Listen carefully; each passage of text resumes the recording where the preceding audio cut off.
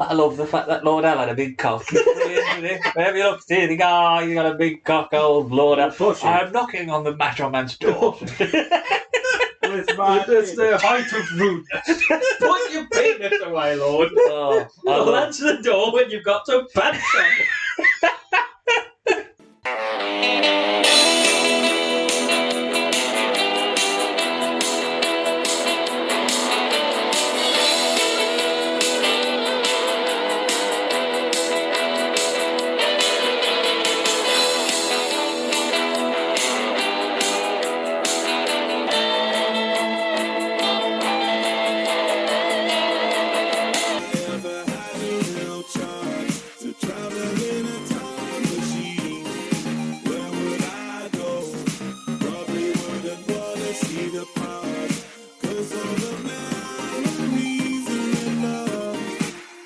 Hello and welcome back to the only wrestling podcast that exclusively rebooks, reviews and reimagines the worst of wrestling's past. We are Better Called Creative, and as ever I am joined to my left by Doc Brown himself. It's Jack Chance. Hello. Back to the Future.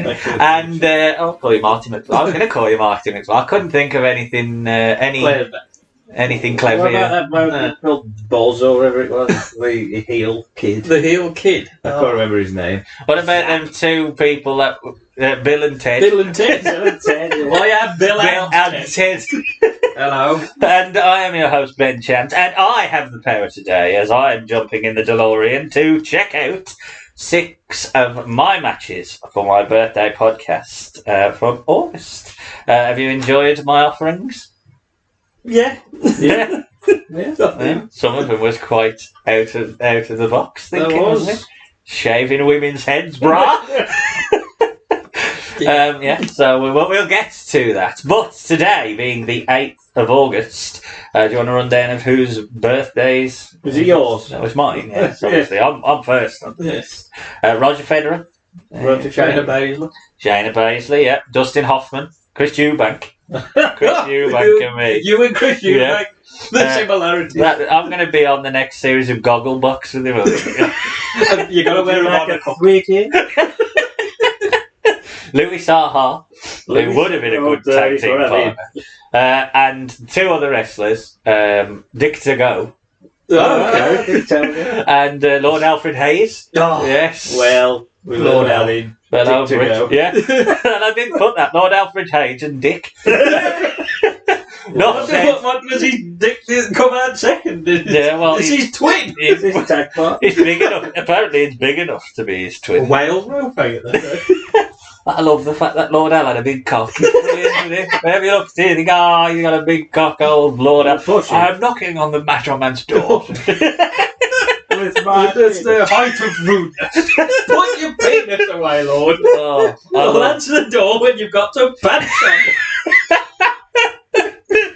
Oh dear! I just imagine, did you ever see that man with the big giant ball, the big giant testicle man? Have you ever seen it? Probably. He used to eat his dinner off it. He was massive, like a massive bollock, and he used to come out in front of him and have his dinner off it and his spaghetti. I just imagine Lord Al has to wear no pants because he's so big. Good old Lord Al. Anyway, that's enough of that.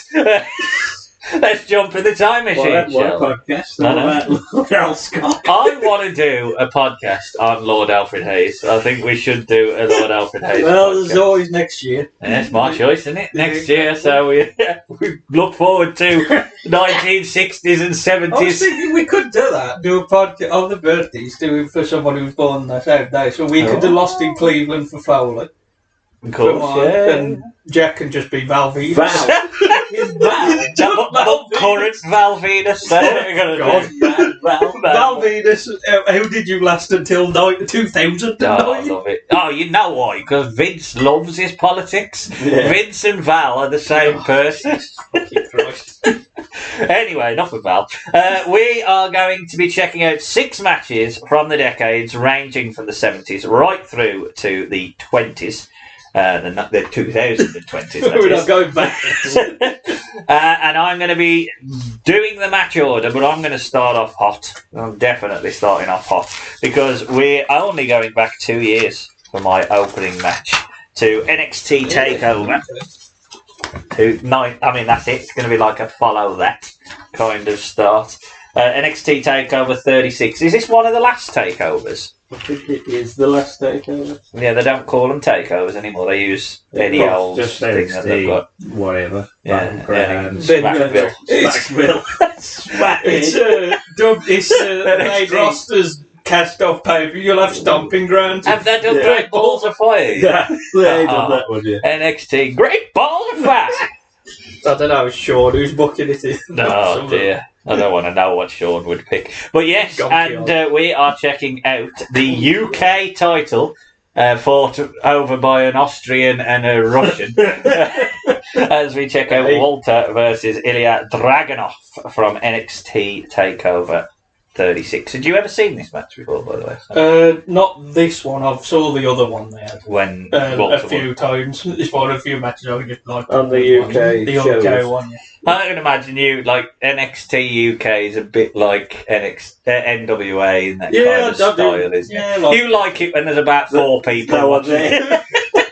Well, it is Walter, eh? Oh, I mean... Walter's better than Gunther. The thing is, though... It's the same person. Yeah, but I know, I get what you mean, he just looks thin and he looks like everybody else, whereas when he's Walter, he's a fat man. I know what you mean, because it's amazing when you think that this is only 2 years ago and it feels like you're watching a different person now when you watch Gunther. Even though the style is pretty much the same, he just looks like a different human being. He's like the thick sausage and the thin sausage. Yeah. That's what Gunther is. We're back on Lord Allen. I'm here with Gunther. I'm here with Skinny. Oh, dear. But yes, the package is well, again, can't get off this Lord Allen package. The package for the match is absolutely fantastic. I mean, the journey that Ilya's been on after losing to Walter, his obsession, his craziness. I think it's really, really well done. And it's such a throwback. Like, everything about it. The elaborate styling, like it's such a European style match. And then you've got Ilya walking out doing his crazy symphony thing. I think I've leaned a bit too heavy into that now, aren't they, on NXT? Well, it does it, but the music's different. Does he have a stick? He's focused a lot on NXT because I would title match at the next pay-per-view. So he is. So he is, yeah. Well, by that time, I think it's happened, so he might be champion by this point. By now? Fighting Carmelo Hayes, like, great good match. Is that tonight? This goes out. Oh, of course. Well, the only reason I was saying that is because I didn't know, because he's Russian, how much the WWE were shit hiding away. They've changed the theme. Yeah. They don't sort of mention Russia a lot. They still mention. I'm surprised they changed his name to like Burt Reynolds. Gordon Stevens. But, they've calmed down a little bit on the Russianness. From Eastern Europe. Still features. He's from Eastern Europe. He's now that covers it all. And they've done an opposite of Nikolai, where they've said he's actually from Croatia. Well, Vladimir Kozlov was Ukrainian, and they built him from Russia. Oh God! Well, I mean, he's very conflicted at the moment. Is he declared war on himself? I don't know. He's one of Rock's bodyguards. So, is he? Yeah, I think is that what he does?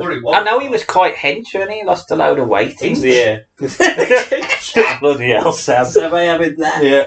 That's it. That's Sam done. Hench means like built. Oh, and just say built. Yeah. Well, I can't say that about Walter, who comes out a bit podgy, but to his old theme, which I mean.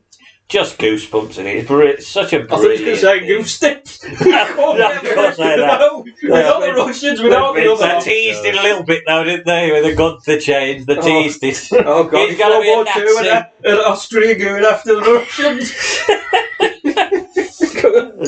Over the UK. Jesus. There's a really nice face-off, especially with the lighting as we get the title match call. And Dragunov turns into a little bit of a wily underdog, hitting chops and avoiding the big bear. No such luck though on the mat as he's kneed to the guts, and this is the first bit of stiffness, but not the last. He survives and catches Walter hitting a falling spine buster, and then he locks in a headlock. Walter tries a back suplex to release it, but he can't escape. Ilya just lays in stiff elbows in the corner and now works the right arm of Walter and tries to take away the power of his chops. That has no effect because the next move is a big old chop in his face off the top. Fuck you! Unbelievable. I mean, they show that back and you see like the ripple effect on his face. I think it busts him out. Oh, it's just... I mean, it's you have to be pretty brave. This is the kind of Yeah, I mean, it is just two men beating the piss out of each other in it, really. I like you. Let's go and have a fight. Following up with a powerbomb on the hardest part of the ring and a massive, massive German suplex. Walter's now dominating Ilya and lays in stomps. I do like Ilya's selling though. I mean, when he's in the Boston Crab and then the STF and the crossface, you feel. I mean, he probably is in pain. That's probably why it's easy to sell. You saw the size of Walter. I got a fucking 40-stone man sitting on my back. What the fuck are you doing?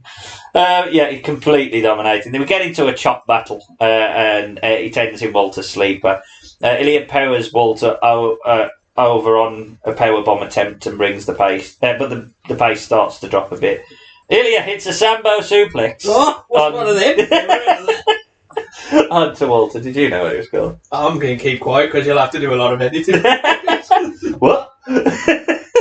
Ilya takes a very, very stiff chop as we see the welts and the marks on his shoulders. I mean, literal blood blisters starting to come up. There's a massive big boot. They don't pull anything. There's chops, there's forearms. I mean, yeah, Ilya does now have the advantage chopping down Walter. Sequence ends with Ilya dragging Walter into his knee. Walter recovers with two massive, and I mean massive, lariats. I mean, I can't believe his head's still on, and especially one of them. He just runs through the man. Ilya hulks up after the chop. He lets his rage boil over and chops and German suplex Walter down. Chop and Zaguri, hook suplex. The crowd are just popping.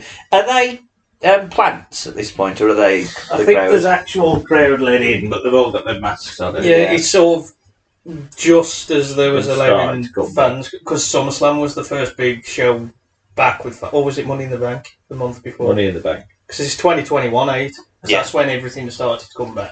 I know they had Mania, but then everything went back to normal, yeah. Thunderdome. Walter starts begging off as a cent on his hit. European uppercut is reversed into a chokehold and a chokehold suplex.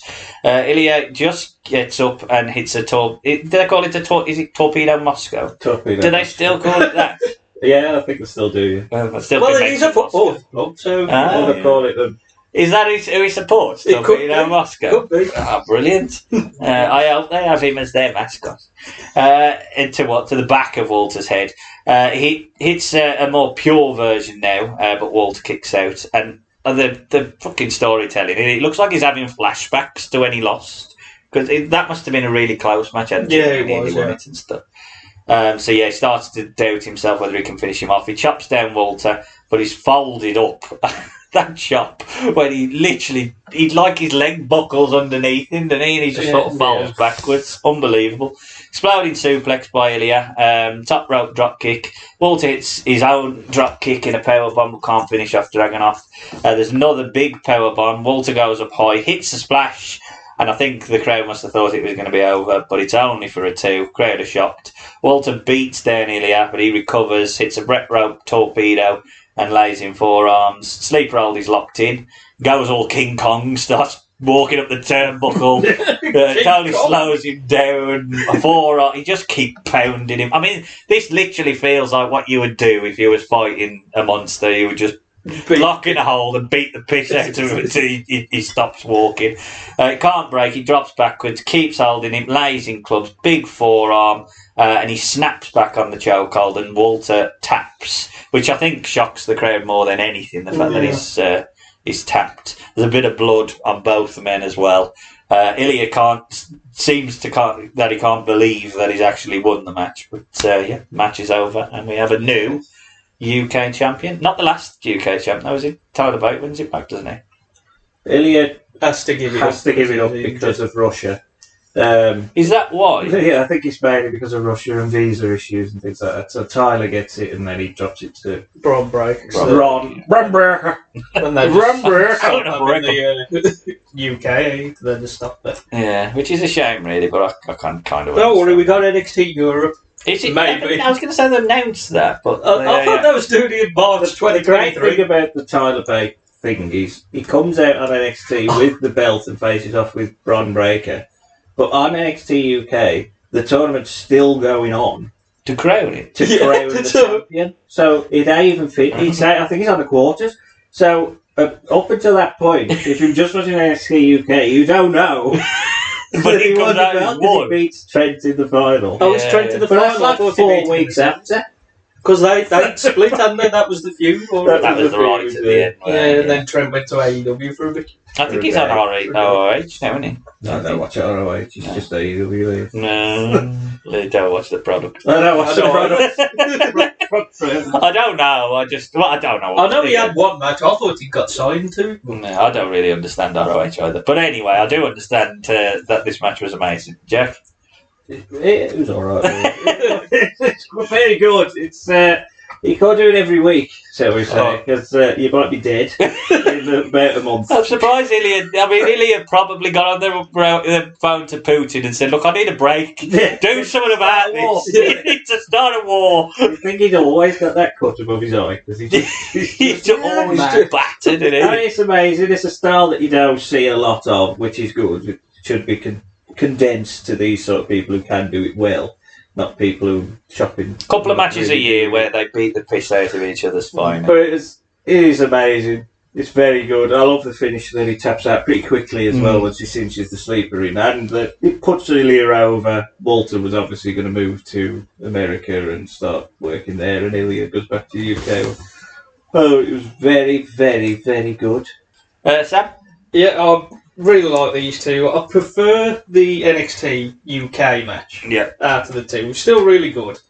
I wasn't on the finish. I would have rather him just passed out. It's like killing the monster. That's when he'd be surprised the monster's dead. I get that. I think it's more about... No, but you know what I mean? Yeah, it's no, like that's what he's having flashbacks. It's like, I thought killing, gone. The way that they built the finish probably lent itself better to that. The fact that he was pounding him rather than I'm trying to get it and cinch it. But I do think it probably harks back to a more UFC style, because if you watch a lot of UFC, the moment they got the fucking hold, they just know because they know if they carry on, it will break. So it's a case of fuck that. So story-wise, I think it would have been better. I think if they'd have told that story that Walter gave up his title rather than giving up his career. Maybe that, but again, it's all long-term story. But I do get you, I think when you work the way that they work the final bits, I think I would have just gone with the just have him like fighting and then just drop his hand and then that's it, done. So where do you think he could end up, Ilya? Do you think he'll ever get? Even with let's say Vince dies tomorrow, because Vince ain't pushing him. Yeah, but Bruce Pritchard is it, John? Yeah, fuck. That's what I mean. I've left my company to Bruce. Bruce and Fat. Fucking Shane's just still crying with his wanky leg. You're right, wanky leg. I left it to Snoop Dogg. Yeah, your disappointment, Shane. The only person who can carry on my legacy. Snoop Dogg. Do you think he could ever make it to the top? In the main roster? Well, I think he talks English probably slightly more fluent than Walter. He talks well. He just ain't got the height, which is always going to be his issue. But his style, I think, helps him in that way, because he looks believable that he will beat the shit out of him. Yeah, because he could fit into the Drew, Sheamus, that kind of group. Pool, kind of thing, basically. Yeah, like that. For the Inter, just have to beat the piss out of each other. I think he could reach the top, but it'd take a lot of people really getting on board with him. Yeah. Do you think that they might just go down the predictable route, though? And make him come out with a Cossack? Well, just put him with Walt. To me, when they're already teasing Thingy leaving the Imperium, they're teasing him leaving. I wonder if them creating a spot, because I can't see any logic in Walter feels like an army general, doesn't he? So that means he needs an army. So I don't see any sense in breaking up Imperium whilst Walter's on his rise. So I can't quite understand why them trying to get rid of Vinci, because he's a solid enough. I mean, he's never going to be more than the third man in a. Well, I think he's quite good on his own. He was doing quite well as Giovanni Vinci, and then once Vince buggered off, they just brought him up quickly because obviously they like him. He was kept class of the castle, or is he come back? Do you think? See, I can't see any money in him on his own, but I hated him enough. I think he was doing well, really well as Giovanni Vinci, the model sort of gimmick. And then he just randomly appeared at Clash of the Castle when we went. Yeah, I remember. Period. So, I think for his own career, if he wants to be a single star, he probably needs to get out of it and become. My worry is them just going to NXT. I think them just going to put Ilya with him. I don't think they'll split him. I do think it's just a tease, and Walter's a mad general sort of thing. Maybe he puts out. He chopped Ludwig Kaiser within 3 weeks of him coming up. That is true. Well, that was when Vince had the pen. Beat him up. We're on to match number 2, and we are going back some years, as we're going back 6 decades, to... it's actually Canada, which is strange when you get Japanese... I did try and find a commentary from Stampede Wrestling, but it was from Canada for the WWF title. That match. Yeah. Okay, well, I thought you meant the women's match coming up. I was going to say, that was Canada. No, that's definitely not Canada. We're going back to the 17th of August, 1979. Yeah, Stampede. You can tell because they're awful fucking ropes, but we'll talk about that in a minute. I just think the arena looks like it's in a cattle. It's like it's in a bar. There's horse book everywhere. It's the Dynamite Kid, a little bit of a boy, let's face him. I mean, look at him, he's a murderer. He's a prick. Yeah, he looks like him. He looks like a prick. Yeah, he does. He is. But he's such a good wrestler. He's a good wrestler, but he's like... Well, he's dead. If I would beat you up, but I know you probably beat me up. Yeah. I'll wait till you're crippled, then I'll go back. You might inject my dog with steroids. And he's facing off against Tatsumi Fujinama, who is a former WWE Hall of Fame. Yes, and former NWA World Champ. Which is madness, because he doesn't look big enough in this match that he's going to be like a top Japanese star. He's a junior heavyweight, isn't he? And this is for the WWF Junior Heavyweight. Which the WWF forgot about. Yeah, who is your favourite WWF Junior Heavyweight champion? I'm going to say, because he was defended in WCW, wasn't it? Japan just took it, Yeah, they just took it. And that's why eventually... they just kept it. Yeah, they just kept it as part of the J Crown. That's why when Ultimo had all them belts in WCW... Is that the belt that King was wearing on the... It could have been one of them. There is a British one in that big lot that... Ultimo had. Yeah, he had a British belt. There's a British belt there. The Dudley Town Hall belt. I think there's 2 CMLL belts. There's 1 British junior champion. He beat the judge. The WWF. The IWG. He was like 9 belts each. Belt collector. But that's why when they had Tucker's belt. Because somebody reminded Vince, and they thought, hang on, maybe that's the podcast. I mean, we did Ultimo, but we could possibly find all 9 title wins. We might just have to find the Dudley Town Hall. It was a tournament. They had all the champs. And then won that belt and carried on. And that's how they did it. That's a novel way of doing it. It's Japan, eh? You know what they do with the tournament. Well, I tell you, what I like about Japan, Tatsuji Fujinami wearing a lovely bomber jacket with mountains and rainbows. Looks like a Bob Ross painting. I love it. He is our champion. And babyface, strangely as well, because obviously it's in Stampede. Yeah. But they've all got little Japanese flags and stuff in it. We like the Bret. Hands across the seas.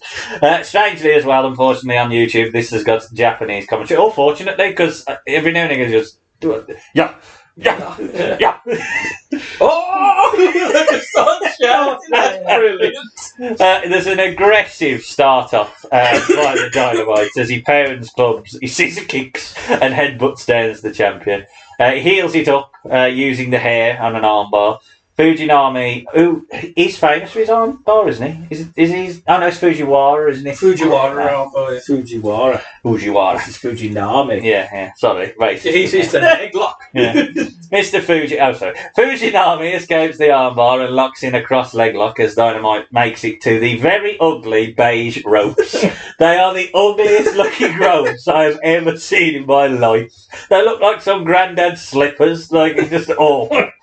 There's a nice explosive backdrop and a drop kick that gets the crowd waving their small Japanese flags. Dynamite goes for the legs now. He uses the hair of Fujinami to escape and hits a butterfly suplex at the corner. Fujinami recovers to the leg and Dynamite hold. Well, I don't know what that means. Of Dynamite. What am I about? This is a long one. Losing steam today, Steph. Fujinami recovers and works the leg of Dynamite. There's a nice avoiding of a monkey flip, holding onto Dynamite's leg to continue the hold. Dynamite avoids a pin and cowers away in the corner. The nice spot culminates with a double down for both men, which builds the crowd. Second double down now on a dueling dropkick spot. Fujinami recovers first as something is tossed into the ring, which the ref has to deal with. Someone really hated that double down spot. Get up! Dynamite takes a 2 fall after a few face plants. Fujinami tries to lock in a bow and arrow, but Kid is quick to make the ropes. He uses his head to slow Fujinami again with a headbutt. Fujinami bridges out of a pinfall and suckers Dynamite into a body scissors. Kid then escapes a shin lock to lock in a single leg crab. Kid gets his first near fall on a schoolboy. There's a gut wrench suplex by Fujinami for a 2. Dynamite avoids a knee screw with an enziguri. Fujinami falls to the outside. Now, who is this orange shirted tuxedo man in the corner smoking a cigarette? I didn't actually realise that he was the corner man for Dynamite Kid until he tripped the leg of Fujinami. You're just smoking a fag. It's brilliant. It's like 70s, yeah, it just looks like Phoenix Knights. Savage there. He gets involved for the first time holding the leg of Fujinami and gets bollocked by the ref. Kid now works the lower back of Fujinami, locks Fujinami in the ropes, but he misses and crashes back off the ropes. This gets a big pop. Orange shirt is back up. He's not happy. The crowd pop. Kid recovers with a slam and an elbow. Nice drop kick on a diving Dynamite who rolls to the outside. He hits a suicide dive. We're outside. Can't really see a great deal of it, so the ref just goes, it's a Dynamite Kid match. Yeah. It's obviously going to end in a 10 count outside. Every time we ever watch Dynamite Kid, if he's not with a bulldog, he's ending in a count out, isn't it? This did disappoint me, really, because I thought, well, this is going to be a good match. I hadn't seen it before. Obviously, I was searching for a 70s match. It's never easy. But I thought, Dynamite Kid I like. I've never really watched a lot of Fujinami, but I know that he's very revered. It's going to be a pretty solid match. I thought, for the most part, it was pretty good. It just would be nice to see a Dynamite Kid match end in a fall. Sam? This was just a slow match and a lot of leg locks. That I just kept seeing leg locks. Yeah. Another. I was disappointed in this. So I was thinking, okay, you know. Sam. A bit of, you don't like holds. well, if it holds fine, but when it's the same one over and over, do a barrel roll. If you're working the leg, I'm not crazy about Fujinami personally. Dynamite, you know, he's all right. I think he needs the right opponent. This worry. You're probably right. I think really it's just miles ahead of anything else that would have been happening in the 70s for work rate, because they don't. I mean, they do slow, but they are when they are in explosive wrestling, they wrestle. Whereas over in America, or down in America, they got fucking moondogs. Dogs Bruno, Pedro, Spirits and adults is running around. So yeah, I mean, he's over here causing a riot. For style, it's ahead of the game, I think. Jack, I really liked it, but I do like holds and just lying on the mat for a minute. Have a rest. I'm knackered. Slow it down, brother. I thought it was really good. Even in '79, I know it was Canada, so there was a bit further ahead in terms of wrestling ability than America. It was less. I think they just focused more on the fact that it was junior highlighted wrestling a bit better than America did, I would say at the time. But I thought it was really good. I thought they gelled quite well together for me. I thought they worked well together. I thought Fujinami got quite good babyface reactions, which I think helps in Canada. Am I right in saying he headlined a WCW pay-per-view? Yeah, against Flair's for the title. WCW in Korea or the Korean show, I think. So, no, I thought that was in Japan. He went to Japan and lost it. it, but the NWA, they recognised it. But they said it was for both belts, but WCW, they recognise Fujinami, but the NWA do. It's a weird thing when they got it. Yeah, it was just a fucking crap, mate. I love wrestling.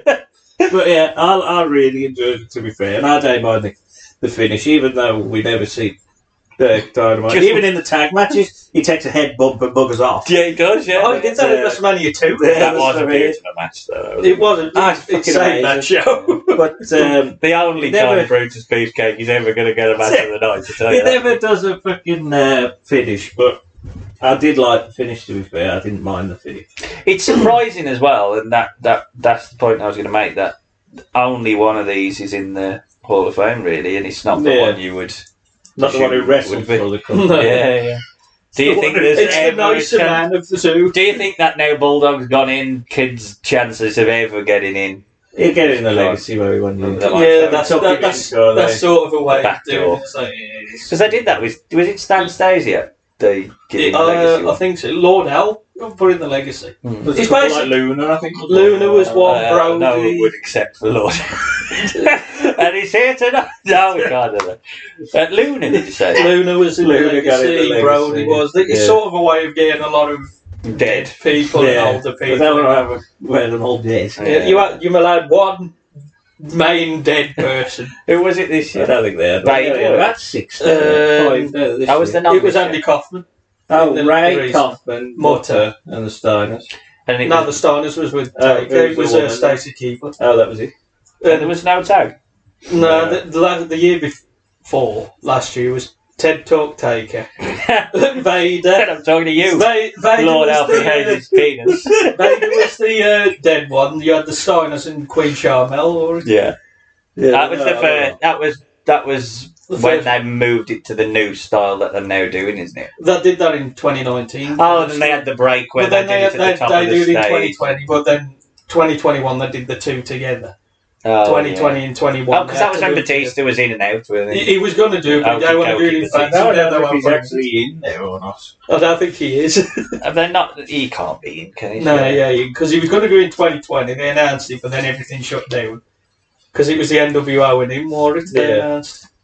Well, now they're all on strike. They'll probably come back. And Rock. Oh, he could come back. Well, we are heading to 2003.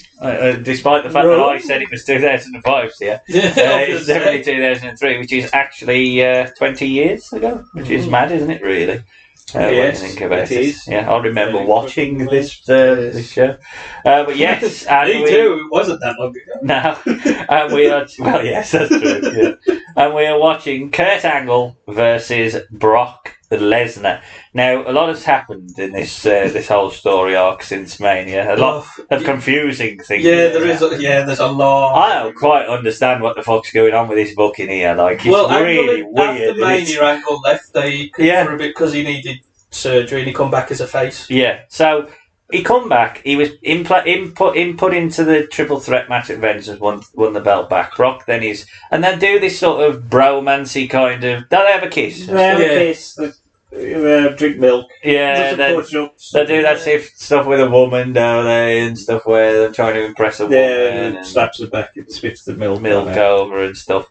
So it all seems to be moving along smart, fine, no problem at all. Yeah. And then, for some reason, Brock says, well, I want a rematch. He goes, okay then. Fucking Vince comes out, gets involved. Because I'm going to fight you. What? I'm going to fight you Brock in a cage. Angle's the wreck. Yeah, then we start doing this. Who attacked Brock backstage? Brock's got a concussion. He faints, then kips up and turns on Angle. Presumably to sell his soul to the devil, like that hasn't been done a million times over at this point. So Brock's with Vince as a mechanism to get the title, which he'd already got from Angle in terms of a match anyway, and he's got no discernible advantage from Vince because he's not at ringside until the end. But okay, Vince McMahon is involved in this match. I think it's because Mr. America had been fired, because I think they was still going to carry on that. So they felt they needed to insert Vince in something. That. Well, because that's what I thought. I thought he must have been gearing up to invade Mr. America at SummerSlam. Yeah, because it was going to be a heavy mask match. That's what Bruce Pritchard said. That's what they wanted to build to, a heavy Was he going to lose? And I assume Vince was going to have his head shaved. Because he must have wanted to have his head shaved for years. He really wanted to get bald. I think it's probably because everybody said you're wearing a wig. They didn't have shaved it, but like Hogan style. So they went like a long Vince head. Then he could have been like Mr. Canada or something. I think he was saying about that. They wanted to bring in Hogan's stunt double. To be Mr. Randy Hogan. No, probably. But to dress as Mr. America, so you got Hogan and that way of doing the dog stuff. Kind of. Can you have? There's no one who looks like Hogan. Yeah. But try and do something like that. No, I know, I understand. It's a nice thought, but then I think it was just, I don't know what happened. But obviously that's why Vince happened. He was bloody what happened. I think he was disappointed with his Mania pay. Hogan. Yeah. So that's why he went, and then Vince just sort of inserted himself in this, and then it leads to him being Stephanie. Oh God, enough. That is a future podcast. Later on in the year. Because one of the things that does happen from this is the absolute massacre of Zach Gowen. I think that's it. Does he come back ever? Yeah, he does come back. He fights at Armageddon. No mercy. Well, this was a match. Oh no, Armageddon's Freezer Raw. They do. I think he was supposed to fight Matt. I think Cole mentions it in the build that he was supposed to fight Matt on this show, but then obviously lost his one leg. Pushed him down, and then he pushed him down the stairs. I think his real parents was at ringside as well. I don't know about his dad, but his mum was, because he proper beat him. Zach Gowen said he proper choked him down the stairs. Wrestling's a fucking weird thing. Anyway, we get our ring walks. Mike Yoder's wants the competitors to shake hands. That's not happening.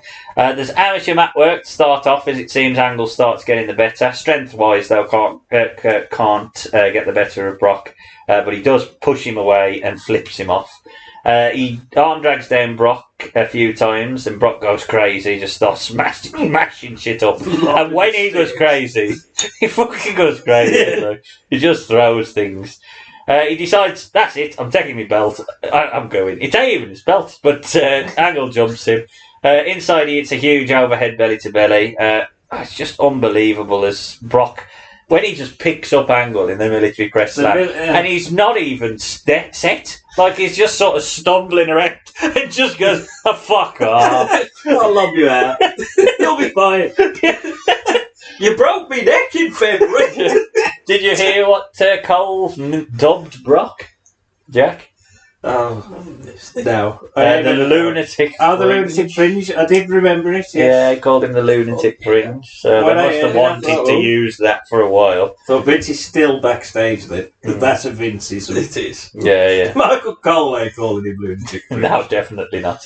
He throws Angle into the steel steps. Brock belly to bellies and looks so powerful. Massive tilt to whirl as Angle's grounded and he escapes a pinfall. Brock blocks in a rear naked chokehold and turns it into a body scissors. Angle builds his comeback, adding heat when he's kneed to the gut. There's a big backbreaker. Again, I mean, Brock's power at this point is just unbelievable. He does a cradle backbreaker a la Ryback. Angle gets a few shots in, but each time he's swatted down. He should have just done the march. And I love that. Feed me more. We're going to do him, Sam. It's got to happen. And his book, we're going to read the book thing. He's got a book now. That book promo he did where he says, this book changed my life. I remember that. Yeah, the book. Oh, I remember the book. Got a promo where he said, "I've read this book. It changed my life. Read me more." Yeah. This is like a face. What was it, the Hungry Caterpillar? It was. I think it was Bob Ollie's autobiography. Wrestling for dummies. He day past that. Brock drives his shoulder into Angle, and a second one though, and Brock goes into the post. Angle lays in shots and hits a series of German suplex. Brock recovers, hits a release belly to belly, and survives an Angle slam with a spine buster for a 2. I think he beat him with the Angle slam at Vengeance, but I can't. I thought he pinned Big Show at Vengeance. Oh, did he? That might have been how they got around it. Angle counters an F5 with the Tornado DDT. As a late kick out to survive for Brock. Straps are down. Angle slam for a 2. Ankle lock as Cole shows a bit of his 2023 fire. Break his fucking ankle! You're absolutely mad. He ends up being thrown into Kyoto though. There's a strange sort of... this submission thing. Yeah, like... it's a strange... It's like mid... sort of sunset flip, and it just stops like a glitch, and then we're supposed to believe that this is somehow a sleeper because he has his legs near Brock's head. Brilliant. What a fucking move that is. It's just strange. What the hell is that? Don't quite see it myself. Anyway, it rolls into the ankle. It was a 2K glitch. It did. It just felt like they was going to start going up into the ceiling or Brock's face and he'd move or whatever. Brock has to tap out, but there's no ref. Vince McMahon is out with a chair. He also a very lovely blue speckled shirt. Fucking shirt. It was his birthday, wasn't this? Was it his Yeah, birthday? because after the show, I think Austin Ortega calls him out Okay. on his birthday. Because he They don't like mentioned it people. there and then went after the bell. How do they? Yeah. That was his birthday. It's his birthday, Okay. And that's why he's got a lovely shirt. Well, at that point, Casual Vince Vince. isn't in his ear, Yeah. so he's Casual Vince.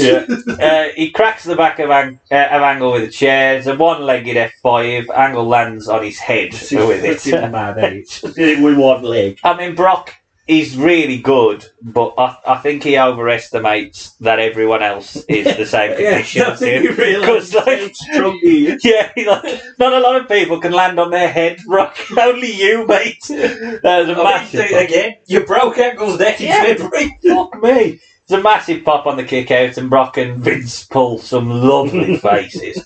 And Vince is... and why Vince really hates Angle at this point, I don't quite understand, but okay. Did he like him when he beat Eddie? Didn't he like Angle at that point? Probably. That was the following year. It How was was the Heyman's the following year. Angle just suddenly just kept going back to the heel. That's what I forgot. Yeah, after the invasion. Angle counters into an ankle lock. Brock makes the ropes 4 times, but he's dragged back in. I think he probably should have released the hold, but nonetheless. Brock taps out, crowd pop, Angle retains. Cole gives... to be fair to Cole, he does denigrate into a really crap commentator for about 5 or 6 years, but he ain't bad in 2003, and I think his call on this match was when he pretty good. started doing the SmackDown with Taz, that was really good. Yeah. That was good together because you had Happy Taz. Yeah, I love Taz. It's Taz! Puts over Angle big time. Angle, meanwhile, puts Vince through a steel chair with an Angle slam. But Vince is very confused when it's his jelly legs. I fucking love his jelly legs. But all the McMahons have stanky legs. You're right, Kurt. Obviously, Brock Lesnar and Kurt Angle. There was a few slow spots, but for the most part, it was fucking brilliant. I wish that it existed with a better storyline, but the match to the itself, Iron Man match, though, it's on SmackDown. which is unbelievable. If that was in August, I would have picked it. Or September. Yeah. I thought it was a really, really good SummerSlam match. Jack? I agree. I thought it was very, very, very good, as you would expect with these. The story is shit. But they can get past it because they're so good. I mean, Brock's probably at his peak in terms of power and explosiveness and just ridiculous. He's so strong. Strength. It's just so strong and And young. how quick he can just snatch you and just fuck you off over the top rope. And I don't care where you land. And Angle's probably, it's probably as good as he gets. And then I think this is the last angles. I mean, he's ridiculously. I think 2005. He had a good. Then he sort of towards the end of that he drops, and then But this, goes to TNA. because he's with Brock, you can see it fires him up a little bit more with his amateur wrestling sort of stuff that he does. Because he's got somebody who can do it with. Well, Brock's at Angle's level, and he's been doing it a year, or a couple of years at this point. Like, which is ridiculous. He probably broke in a year and a half, something like that. And there's no one on the at main Angle's level. No one can touch him. So maybe Johnny the Bull. Yeah, I mean, he was strong. Apparently. It's hard to look at that SmackDown roster and think that there's anyone that could be at their two's level when you watch. Well, who was it? Not a big show, or it? Taker was feuding with that A-Train at this point. Taker does Burt laugh. He does, He does Burt laugh, Taker. That's at Vince as well. It's weird. That's Triple H. No, not Burt laugh. No, he does the laugh, though, doesn't he, when he books himself into a Buried Alive. Oh, with Vince. When he's like trying to sell, he's laughing. He's laughing. I thought it was a Burt laugh. But no, Burt laugh's Triple H. That's when he does the Katie Mick, when he does the Burt laugh with the water. Brilliant. Gremlin Taker. We'll be back for Katie Mick. At least we got that to look forward to. Jesus. Why did we pick the worst of wrestling? Sam? Yeah, it's a really good match. You can't go wrong with these two. The story with Vince is a bit shit. Yeah, but shit, it's as we said, it's kind of Vince needed something since Mr. America's gone. But unfortunately, he's putting in the problem that you've got really is that obviously over on Raw, Bischoff's doing the evil authority figure. We'll do it with Shane. Well, he fights Shane on this. I know, but he's doing the Vince role and he's I don't know whether Vince needs to be around. Like, there's a logical story with Hogan, and I know that's ended, but just fucking go away. Like, you know what I mean? You don't it was all the thing there with Stephanie where eventually gets fired. At least that makes not great, but at least it makes sense in terms of characters. This just feels like you just inserted him into this, and Brock don't need Vince. They don't need him at all. Nah.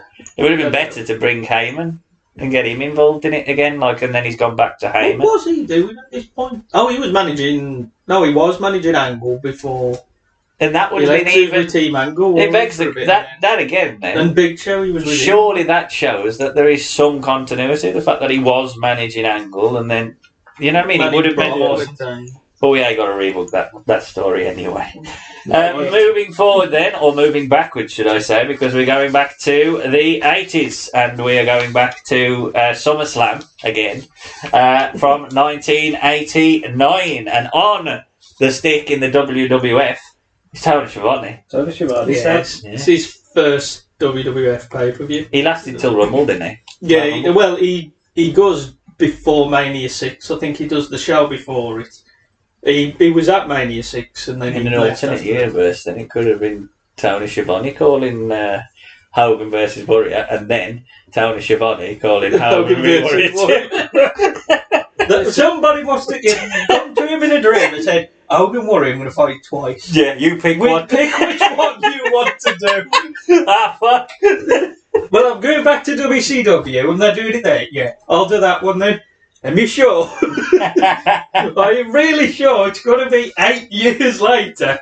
I do think that these two do quite a good job on this call as well. They are quite good in WCW together as well. Till Thingy decided to have a sleep and got fired. Well, till Hogan coming, because on Hogan's first show, Jesse does like a match and he just completely buries Hogan and shits on him. Brilliant. Good when he's fighting Flair, he just hated him. So. Conspiracy theory, Jesse. Anyway, our match though is the Hart Foundation versus the Brainbusters.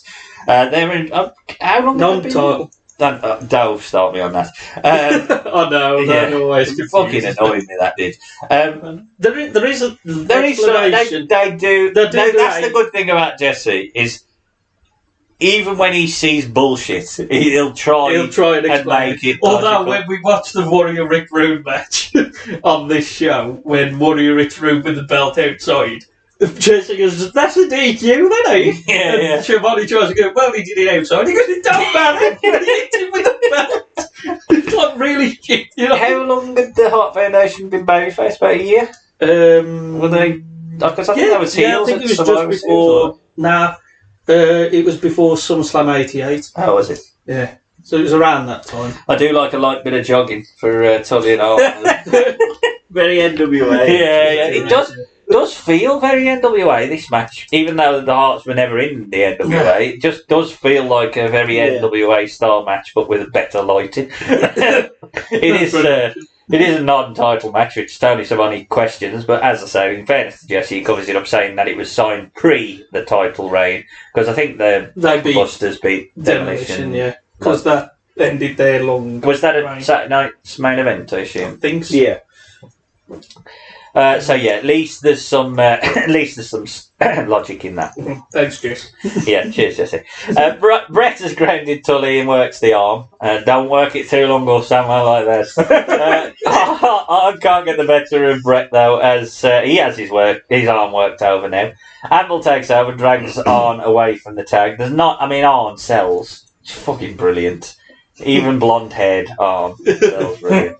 The ref stops an illegal tag by Tully, which I'd never saw before because he'd stood on the bottom rope to do the tag. I thought it was where he put his foot and he tagged his foot. That happens later as well. Yeah, because that's illegal. Fair play to and no feet. Good refereeing from Joey Morella.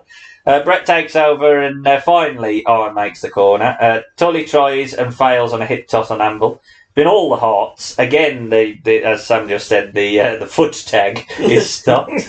Anvil goes strong style, now selling chops, and tosses Tully hard into the corner.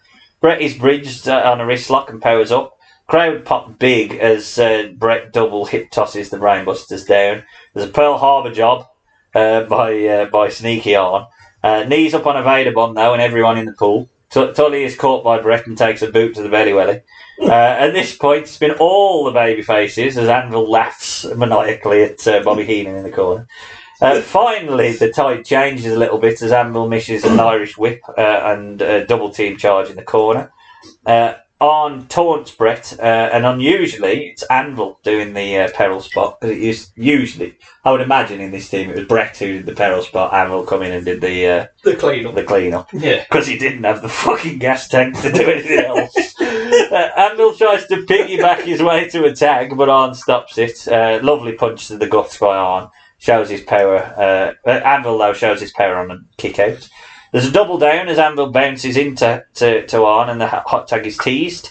Bret starts healing it up as well because he drops a knee into the spine of Arn, which Jesse doesn't appreciate. He gets the tag now and Tully sort of rolls Anvil into the hot tag, which is weird, but okay. Maybe it was like, Anvil, hurry up. Fuck off. Go on. Yeah, gotta get home here. Stop sniffing the camera. Babyface eats with slams and clotheslines. Bret elbow, 2 on a suplex. We're all in again. Bret hits an atomic drop as Anvil and Arn brawl on the outside. The Hart Foundation hit their slingshot shoulder tackle. It's followed up by their reverse power slam double team. Anvil tries to get Bobby down from the corner. It allows Arn to leap off the top with a double axe handle. And Tully covers Bret for the win. Not only was Arn who covered, then he was covering his head to make it. I didn't know. I didn't see even that. Because he was the. See, they even fooled you. Yeah, he well, I would have never known. I've got the same trunks. Same it. Yeah, that's all you need. Same trunks. All you need to do is move the arm. If you hear ball peck, you're on. Yeah. I would have He's thought. got AA on his pants. As well. Based on whether he was facing in the front, and this is based on the fact that whatever colour you're wearing makes it the same. If Anvil had covered, I would have thought it was Bret. That's Bret. Yeah, Porky Bret. Got a bit fat during the match. Obviously, I enjoyed the match. I think these two probably exemplary tag teams. Whether the Brainbusters were ever truly WWF or whether they were more known for NWA is debatable. But I think 88, 89, 90s peak WWE tag teams. Yeah, she got the Rockers, Demolition. They're probably the 4 best Killer teams. Bees. Killer Bees and God at this point. Yeah, they am probably the 4 best teams. Brainbusters, Hearts, because that's what you had on Saturday night's main event. It was always 2 out of 3 full tag matches. You just kept rotating them 40. They won the tag from Demolition because you can make an argument. These two had gone. Power and Glory was a fairly decent side. There was a Pain. Powers of Pain was a good team. I think they had. Good team. Good side. Good side, yeah. Need to sack the manager, Mr. Food. Good right back. To get sacked. The Warlord's a good right back. He'll do a job in the championship.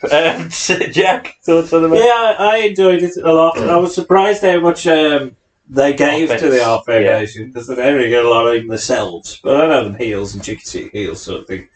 But they did give them a lot more than I expected.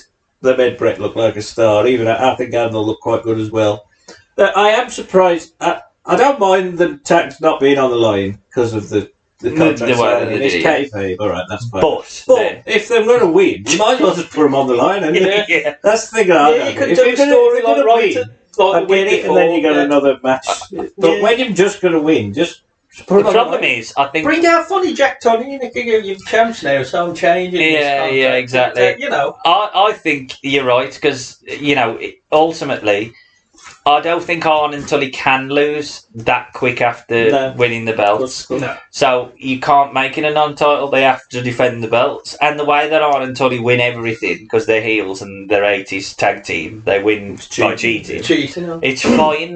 That's fine. That's what's going to happen. What happened? Yeah. And you ain't hurting the Hart Foundation. No, because it don't matter. I mean, look how over Bret was when he did that hip toss. That was the moment, because I think they tried Bret as a single star not long after this. Yeah, because on this show, Perfect as a match, and he calls out Bret, and I think that is the out show thing. Okay, because I think they must have. It must be that they were trying to get, because that's why I think they're getting the hot tag and rather than Anvil. Yeah, and also Anvil obviously likes a bit of coke. He loves coke. Anvil, you like coke too much? We would push you. Gotta run away from you, Jim. Anvil's more, I don't know, I like Anvil, but he's not got much gas, has he? No, he's not got much gas. He's better in a tag team than he is on his own. Yeah. Because he needs somebody. The weird thing is, he probably needs a manager on his own, even though he can talk. Yeah. Just for his character. Yeah, that's true. But he's brilliant when he talks. He's mental. That's fucking. But he does compliment Bret. Yeah. Bret not being the best. They're a great team. At talking, but he's like, the quieter. He's just mad. I think they're a better team than him and Owen. Oh yeah, Bret and Owen. Yeah, they're the best. They're the best version of this family, even though Jim isn't in the family. I mean, the only other partner that you could say Bret had during his career that was any good was Bruce. But when you look at the four, I mean, you're Pilton, but the four Hart Foundation, you got this being the best tag team, and Owen and Bulldog are better together than Owen and Anvil, or Bulldog and Anvil. Then you're left with Bruce and Keith. Bulldog and Anvil versus Alex Wright and what's the name? There's a huge of a match. It's sort of like you could split the Hart Foundation like that and do a tag match there. Yeah. And they must. No, they never did it though. Did they? They did have one match, but it was Bret and Bulldog. It was like '94 when Creed Bulldog come back. What I just heard. The pipe. Jim, warming up the pipe. Well, I assume both of you had seen that match before. I'm not quite sure that either of you would have seen the next match, though, as we are going to the 90s and 1992's offering of Manami Toyota versus Toshio Yamada from Japan. Now, was any of these in that Survivor Series match? No, neither of them were. Lioness Asuka, Aja Kong. I can't remember, but none of these. I watched Survivor Series '95 a couple of days ago, and I can't remember the names. Tomoka Watanabe. What a maneuver! What a maneuver! Yeah. How did Vince ever think that he had a chance when we didn't? Well, basically, JR calls most of that match, and you just hear Perfect and Vince every now and again. Try and do a little quick, but JR is. But even Vince goes, "Yeah, go on then, JR. I'm having a break." So Yoshi in Japan was completely... Yoshi, the little green dinosaur. Joshi. Was miles ahead of anything that was done in the US women's wrestling before, during, and probably after for a good many years, you would say. Manami Toyota was one of the main stars in the late 80s. She did have a few singles matches with Yamada. and they saw all Japan women saw the chemistry of the team, put them together. But there was always a constant sort of one-upmanship between the two of them. So there was a festering feud, even though it was respectful. And it got so personal that basically it was a case of, well, the only way we're going to be able to sort of, this is a hair versus hair match. So this is hair v hair. And also for the IWA Women's Championship as well. There's a few short promos, which obviously are in Japanese, so I don't know what was said. Yeah. Yes. And we head to the ring, which is covered in ticker tape. I mean, it takes fucking ages to clear that out. It looks like an absolute pain in the arse to do it, I've got to be honest. If I was the ring crew, I'd be like... I don't think it's ring crew, I think it might be the young boys or young girls, the Beckham to that kind of job, so that's really good. Yamada is in light purple, whilst Toyota's in black.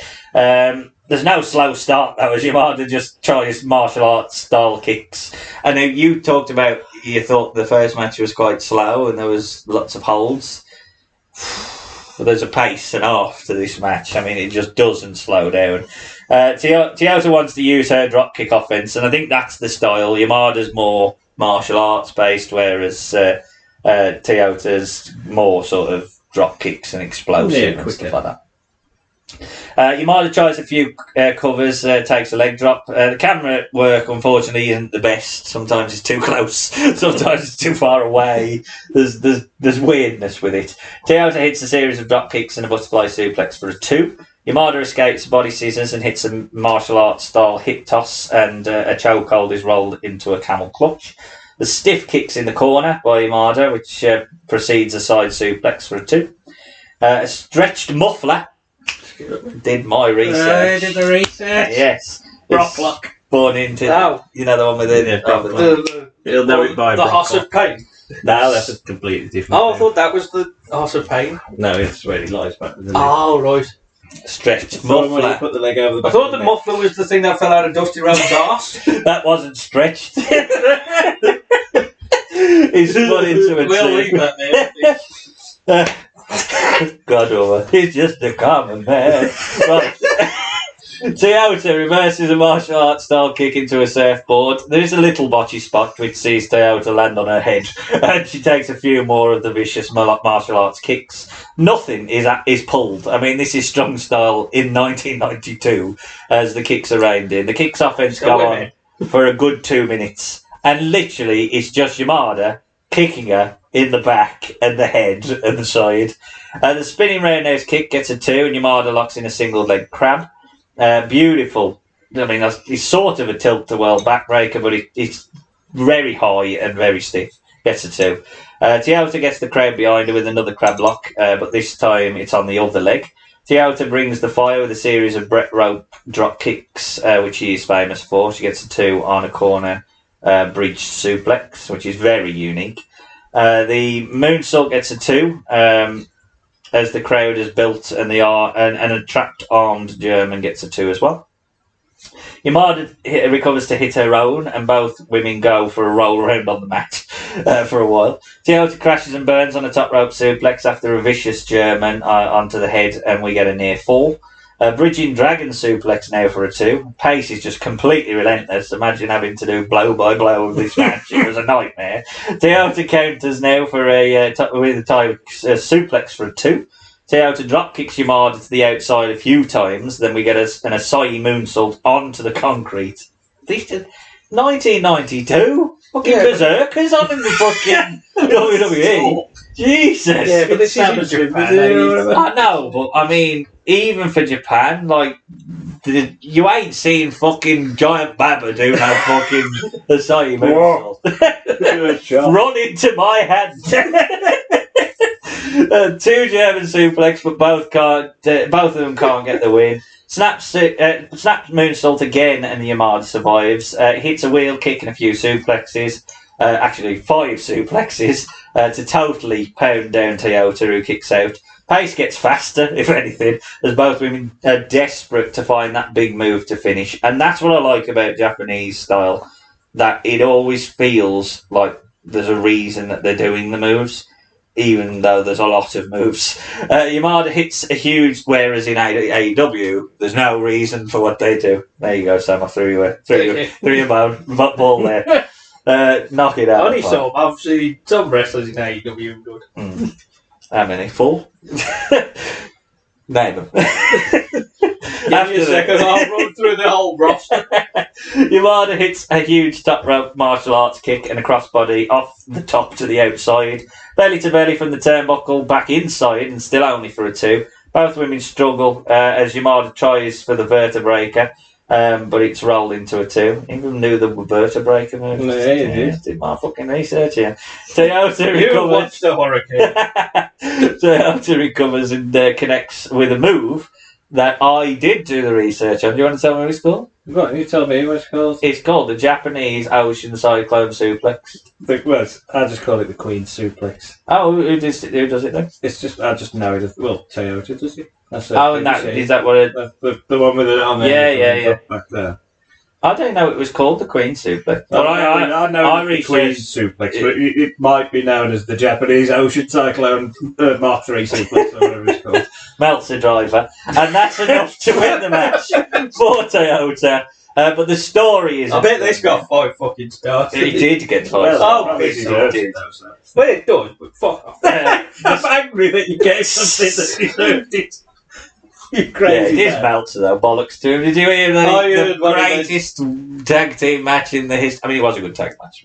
Oh, the FTR. Hey, you watched it? It is a really good tag match. I saw it, but I've heard that. You would, in fairness, I mean, you like FTR. I like FTR, and I don't mind Juice and You'll like Jay White. You'll like Juice because he stole Patsy Palmer's line there. He stole it. Ricky! Because of Ricky Starks, he just shouted, Ricky! That's how fucking sold on this bastard. Get that man the title. Yeah. Story isn't done yet though. Or Dynamite. Fucking hell. No wonder why the ratings are all up and down. No one knows what to fucking watch. I think from the look side of it, people are watching Collision because it's a bit more tolerable. It's just, I don't mind. Well, they ain't though, really. That's the point, because there's no consistency. If you knew what you was getting and you wanted distinct different things, then that's fine. But that is going to create fluctuation in a niche market, because you're basically saying we're a niche market. But also, within that, pick which one you want. Yeah. Just fucking watch our products, you fucking idiots. Yeah, then we got ROH, which is just AEW as well, just under a different company. The story isn't done now, though, as we see that Yamada now has to have her head shaved. There is a Yamada chant. She sits on the chair. What I like about the Japanese, they do it properly, put the fucking barbers don't get hair down. Hands go in the shower. Hands her the scissors for the first cut, makes the first cut to her hair, and then the scissors to the winner, which is the second cut. But Toyota bows instead and cuts her own hair, and then what have we got here? Yeah, cuts her own hair and bows. The crowd seem to be really appreciative of this moment, and both women are very, very emotional. Toyota desperately tries, and she looks fucking wild. She's desperately trying for to stop the head shaving, but nothing can stop it. And Yamada's hair does fall to the ground as Toyota is sort of beside herself. Yamada's quite teary, but she's stoic as she's pretty much shaved bald. Yamada then is handed a microphone. She's very emotional, not sure what she says, but obviously she hugs Toyota, leaves to a hero's reaction as a haunched over Toyota's left in the ring. She's handed the IWA title belt, also a trophy, because this Japan, so it must be for a trophy, and also a check. It's some money. Here's your pay. But it does get... If you don't win, you don't get paid. It's real over you. But it does get a round of applause. And, I mean, storytelling done perfectly. I mean, obviously, I'd heard a podcast about this. I think it was New Generation podcast, because the guy in that really likes Japanese women wrestling. And he talked about Manami Toyota's match. So I watched this. And it's just an unbelievable story, which is told by two women that I hadn't never properly saw before and can't talk English. It's just done so well. It's so relentless, the pace. It's like mix of lucha and strong style together in the 90s, and it's Japanese women, which, you know, women's wrestling is a long way off what it needs to be. I like the fact that these two have got two distinct styles, the martial arts against the explosive dropkick style. Really, really well for big spots. The stakes made sense as well, because even though it was one-upmanship, it wasn't about like making someone bloody, it was about beating them. Yeah. I've got to beat you. So everything felt like they was trying to beat him rather than beat him up, which made so good sense. I just thought it was a really, really good match. Jack? It was very, very, very good. Very, very, very, very, very, very, very, very, very good. And the story was brilliant as well. I love all the shit after it with a sort of diving to try and make her not cut her hair and everything like that. The team up after this, going forward and all this sort of stuff. But the story, the pace of the match, the fact that it starts quite strong from what you expected, and then it just keeps building and building. You know, it never sort of dips. It just builds and builds. Like you said, everything makes sense. Them always trying to go for a pin, which I think people forget these days. I watched a match the other day, and the other pin was the pinfall at the end. Yeah. And you're like, well, fuck me, you've been for 10 minutes, and nobody's tried to win until the last bit. It was stupid, but very good, built right, solid chemistry, good characters. Amazing. Really. I mean, there's nothing. It is a 5-star match. There's nothing compared. In the 90s, if you was building a women's roster, you'd have probably 100 Blaze and 50 Japanese women, because there's just nothing comparable. Luna maybe, but there's just nothing comparable in the market. It's just unbelievable. So it was all right. No, I hate it. I appreciate obviously you ain't at the time. I appreciate obviously how good Japanese women's wrestling was at the time. I appreciate the story. Not my thing, if I'm honest, so I couldn't really get into it. Yeah. I thought it was a bit long, personally. It probably did go a bit long. It felt a bit long. I did appreciate the story at the end. But I don't know, with the women's Japanese wrestling, hey, my thing, unless it's Bull Nakano, I can watch it. I get it, yeah. You know, I don't know, I think... It's probably getting WWF because I think to a certain extent as well, it's stylisation, because, you know, as good as these are, they don't massively stand out as individuals. It's their wrestling style that makes them stand out. Whereas Bull Nakano, you don't even need to see her do a move, and you just go, the look.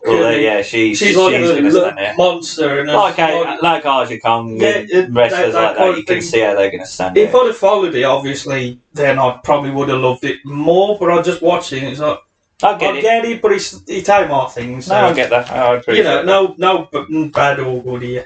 And you know, the thing that surprises me is the fact that no one stole that hair versus hair story arc. How there's a respect, and then you'd got that sort of element of the winner feeling regretful. I think it's because a lot of the time with the hair versus hair, right? It's always comedy. It comes out to all couldn't cut it off, maybe. Or it was just cut short and not completely gone. Was Sean B. Flair. He cut his hair after. I'm sorry, I love you. He's cutting the back. You know, they had a retirement policy though in All Japan Josh's women wrestling, and it was at the age of 26. You had to retire. You had to retire at 26. Yeah. Fuck me. Bloody hell. I didn't know that. That's pretty harsh. I knew Bull Nakano retired early, and quite a few of them have retired. Obviously they moved around after, but in that company it was the retirement age of 26. Is that because they would probably beat each other up so badly so you've got to feel like you're 50 or there's no holding back on fucking old. Bloody hell, that's really young, that is. Yeah. Well, we've made it to our main event then, and our main event is fucking Tina. The 10th. And of course, it's main event John, because it's SummerSlam 2013, and it is John Cena. Pick your opponent. It is Daniel Bryan versus John Cena. So yes, again, I thought you'd have gone for the AJ match. I know we've already watched it, but that I did. 2016 was it? I did think of that, but I just think the story that goes with this is just tremendous, and also it features surprisingly in the build Vince McMahon again. Like, what the fuck? You again? Fucking weird, Vince. Is this the one where he wants him to cut his hair? Yeah. Because don't they get Barrett for some reason? Yeah, and he gets cut his hair. Yeah, and then Barrett gets his beard shaved, did he? That's the point. What? Yeah, they want him to shave his beard. So in the build to this, basically the build to this is that Daniel Bryan's not. Well, no, Cena he's allowed to pick his own opponent. Picks Bryan. And then Vince is pissed off and he said he's only picked you because you're racked. Yeah. You know, and he's going to beat you. And it's all that B+ player crap. Triple H is playing the cheerleader for Bryan because he's sort of baby face Triple H. I know all that. But then don't you remember when Vince does, you know, the Austin thing, smarten yourself up, and then he comes out in the tie. He comes out in a tie, got his hair slicked back, and Vince says the only thing you need to do, it's brilliant, the Vince promo, because you can imagine comedy Vince over the top. Yeah. You get rid of that beard. That's so dumb. And then put him in a fucking barber's chair. He do the same thing, like fucking cut his hair. That Wayne Barrett's brought out and shout, no, not his hair, his beard. Oh, his beard. That beard. So he goes to cut his beard, then he headbutts him, puts Barrett in the thing, and shaves Barrett's beard. And then that's it then. It's like the rest of it then is every time he's beaten up by Barrett, he chops a little bit of his beard and stuff. It's all very weird. Was this when they was trying to bury Barrett because bad news Barrett got over and that they wanted to? Yeah, because Barrett said that on Sky Sports News when there was over here. They asked him about it. He goes, well, I think he got a bit too over when it should, and certain people don't like it. Yeah, how dare he get over? Certain people. Is that what you want? Is that John Cena? You got to get over on your own. I did. Well, we don't want you to. Yeah, exactly. It does make me smile that Vince McMahon is front and centre in this Still my company, damn it. But yeah, Triple H has made the referee for the match, and he does get a face reaction as is out. It's impossible to do justice just how over Daniel Bryan is in 2013. Yeah, this was his issue. It's 10 years ago as well. Yeah, which is mad. It is mad, but he is just so over. Like, there's no. If they didn't, and they obviously, I don't think they did, because obviously Big Blue teased us on his way back. But how they didn't recognise that he had to be front and centre in your Mania. That's what Punk was saying, Warwick. He said, he's the bloke you've got to do. Well, they did, didn't they, in the end? The one thing they got wrong completely, though, is fucking Michael Cole, Jerry Lawler, and JBL. Fucking, they've got to be the worst commentary team. As a three. And them all individually okay at little bits, but as a team, they're fucking awful. JBL was okay in 07 when he first did it. And I think JBL works better in a 2 as well. In a 2 with Cole. He gets a bit... he gets excited. Let's say. JBL. He gets excited a lot. Jerry Lawler sort of feeds off that. And then Michael Cole shouting over everyone to get his shit in. So it's... I just don't work. It becomes a bit unsufferable. I don't like 3-man booths. It's got to be a colour and a playback. I don't mind. I would always prefer a 2. I always think it's better with 2. Than 3, but if you get a good 3, then you've got a chance. You don't need the AEW 9-man booths. Oh, fuck me, that's too much. What about the Rumble 6-man booths? That was always brilliant when you had... in 2008 when you had the ECW. I can kind of understand that in a way because it's a... Give everyone a mic in the crowd. And to be honest, I think at one point, because Taker dropped Snitsky through the SmackDown announcers, which were Cole and Coach, they just suddenly disappear off commentary. Thank God for that. A bit of peace. The voices in my head. But still had Joey Styles. What's wrong with Joey? He's the only one that's better in a 1. John's normal strung merchandise is not doing anything for me. This T-shirt with the champ is here. Just basically WWE's attempt to sell a basic white T-shirt with black writing. It's and the belt at the bottom. Yeah, she had it for the US and the later initial. I don't like that. The spinner. Do not like that shirt at all. But what about his big elbow pad to cover the big massive golf ball he had? You can see and he does take some bumps onto the arm. Because he does go away for a bit, though, after this. There's no arguing how fucking strong and tough John Cena is, like, whatever you say about it. Peacemaker. Yeah, Mortal Kombat Even if he is a robot. Yeah. with a nest stick. The crowd are completely behind him. Brian bridges and stays quite firm and strong, and then he monkey flips Cena. Cena goes for a walk. That's almost as heelish as I've ever seen John Cena.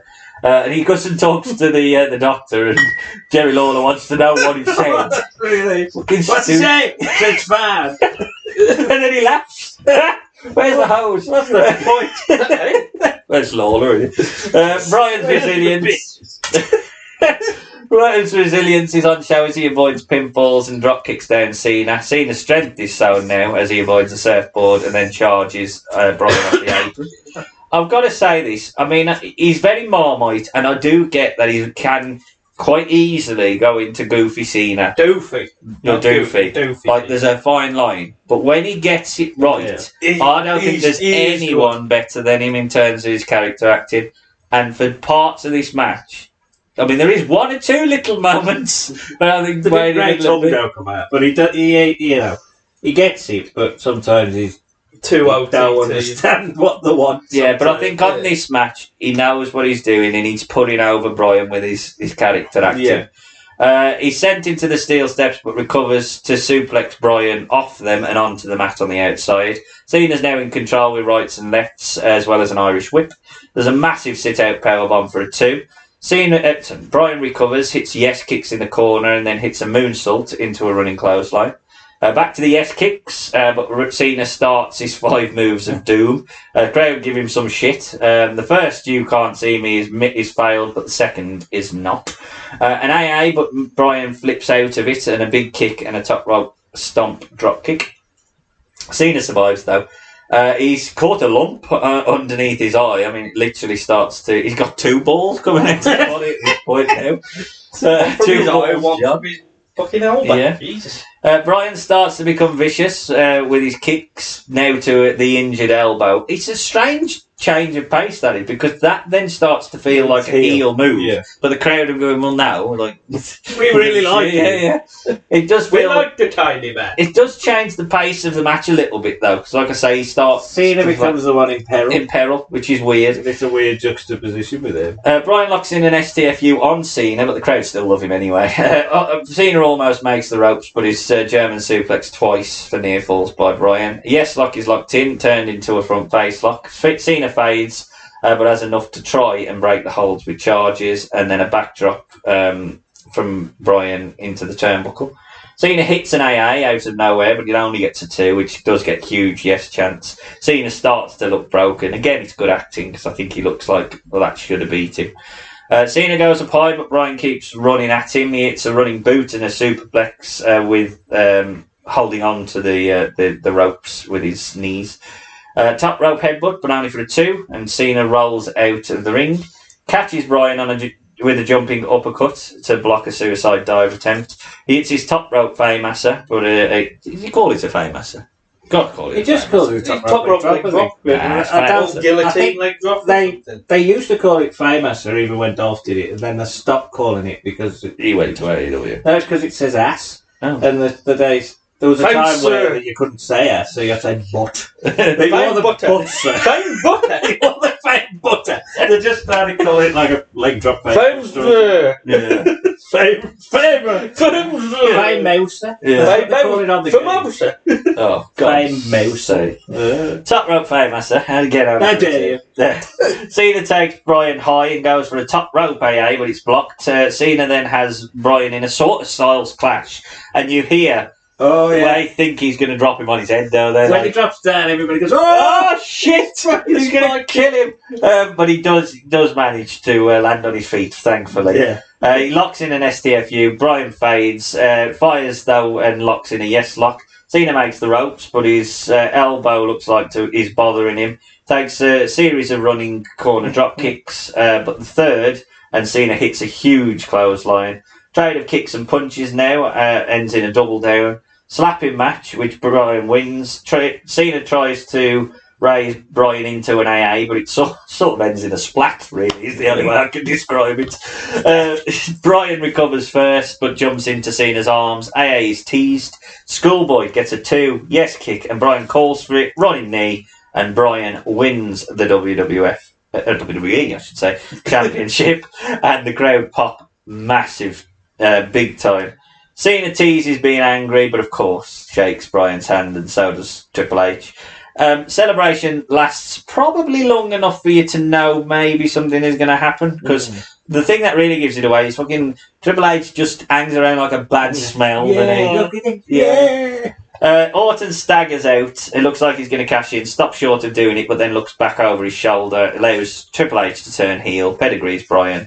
There is a genuine crowd shock reaction, and I remember at the time being quite shocked, yet when I watch it back, it's fucking obvious it was going to happen, really. But it's done really well. Yeah. Orton covers, we got a new champion, and the crowd have been screwed over again. You don't get what you want. You don't get what you want. But yeah, I just thought, at the time, I remember being shocked about it. I thought the match was done so well because Cena really elevated Bryan. Even though the crowd decided Bryan was a main eventer, I think even if they had doubts about his size, there was no doubt he could have a main event match after this match.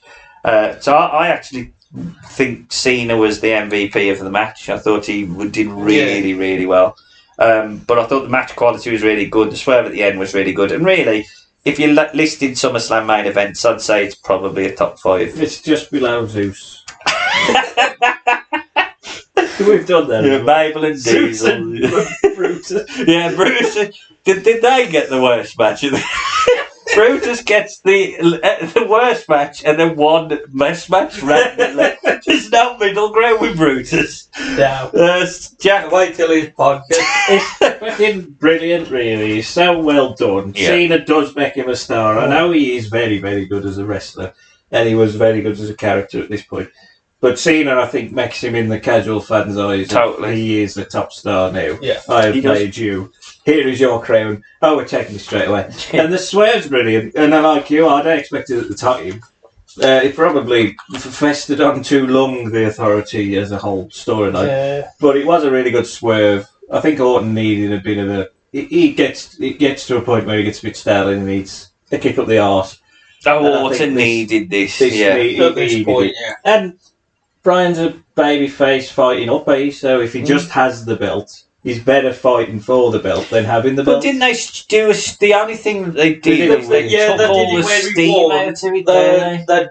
He won it, and then they had the crooked ref. Then they reversed it, and then he won it, and they had to give it up the next time. So Big Show turned up. Big Show turned up a lot of times, cost him. That's what I was thinking. The match was really good.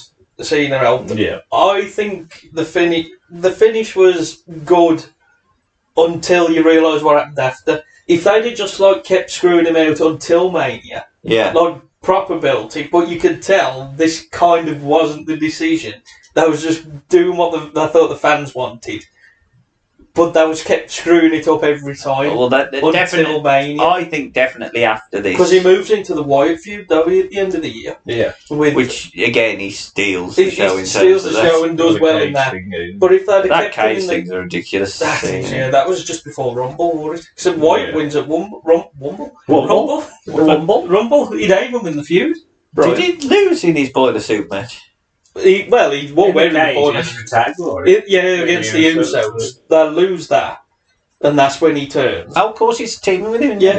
And then at the Rumble, Wyatt beats him, because that's when they thought Bryan was going to be in the Rumble, but he did, and everybody booed Rey Mysterio. And then he was going to fight Sheamus at Mania for the US. Yeah, which was going to be a sort of redemption arc, because he'd lost a year or two. Redemption arc? He's fucking champ 6 months ago. You stupid bastard! They tried their absolute best. I mean, they fumbled their way to a really good Mania moment, didn't they? Because this is the bookends of that story arc are the strongest parts, I think, and the middle bit we'll all play. They just keep trying to douse the flames.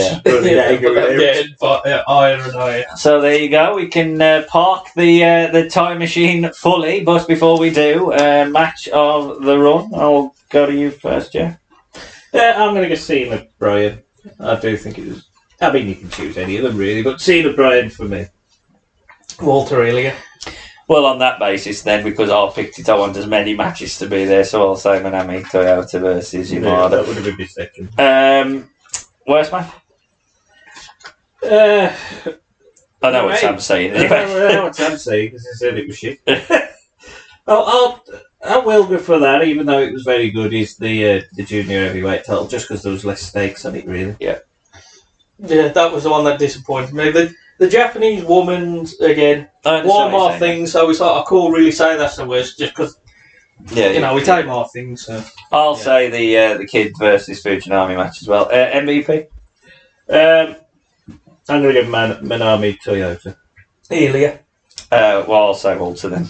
No, actually, I'll say Cena because I thought Cena did really well. I think those three are the strongest three.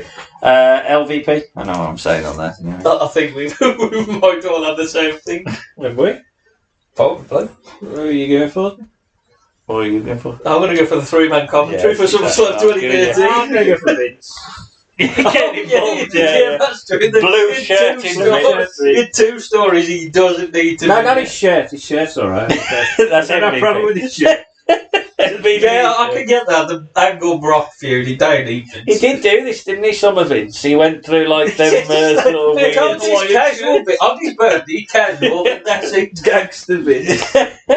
But there you have it, folks. That is 1 year of birthday podcast done. But next year we will be back with a vengeance because all we're doing the vengeance. Not well, you could do. It's up to you. Actually, there was one in June. Yes, well, you don't even have to choose anything from your birthday. It is literally anything goes, and for Sam Jack's choice, it might just be anything goes. There could be a lot of blood. There goes the neighbourhood. Oh, God! No, not Juggalo. No. But yes, we will be back. I'm off that. In 2024 as Sam tries to get a substitute podcaster to take over watching I'm tagging in Scott. to watch the Juggalo Championship Wrestling. Championship. That's actually what it was called, Championship.